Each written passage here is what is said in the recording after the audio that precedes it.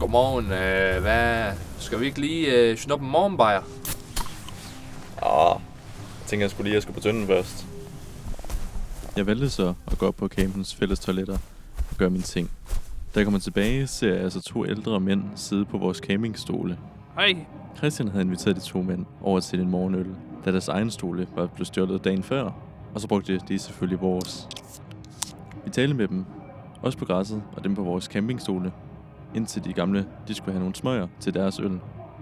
Så mig og Christian at smutte i Netto og købe det, samt nogle flere øl og et plastikbord. I nogle af vores samtaler fandt vi hurtigt ud af, at mændene primært var på en tinderboks for at score nogle piger. Piger på samme alder som deres børn, men også på vores alder. Efter noget tid smutter Christian over for at høre noget musik på koncertpladsen. Det var egentlig meningen, at jeg skulle med, men jeg valgte at blive siddende og tale videre med mændene. Vi begyndte at spille vodka-pong på vores nye, men allerede klistret og snaskede bord, og jeg tabte. Efter jeg blev godt fuld, vælger vi at tage over til koncertpladsen og få noget aftensmad. På pladsen finder vi en pølsevogn, og jeg bestiller en hotdog. Mens jeg venter, kommer de over med en kan øl, som de har købt til mig. Vi sætter os op på bakken på midten af pladsen for at spise og drikke videre. Da jeg begynder at drikke videre, kan jeg mærke, at min krop har fået nok, og jeg skal have det ud af systemet og få noget vand. Så jeg smutter mod toiletterne i en fart. Jeg ankommer til håndvaskeposten ved toilettet og giver mig til at drikke det.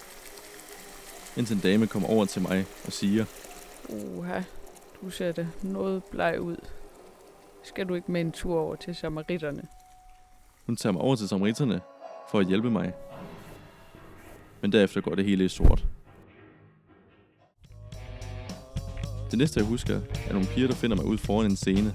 Jeg havde åbenbart forladt samaritterne, selvom jeg stadigvæk havde det skidt. Hvorfor, det kan jeg ikke huske. Pigerne får hjulpet mig tilbage og prøver at få kontakt til Christian. Hej Simon, Sara her. Fandt dig ved panoramascenen, og jeg vil bare lige minde dig om den her gang, at du var så fuld, at du glemte, at det var hende her. Du lægger ikke engang mærke til, det er hende her, der sidder og prøv at se hende. Prøv lige at se, hvor flot hun er, og du sidder der og hænger. Jeg har ringet til Christian.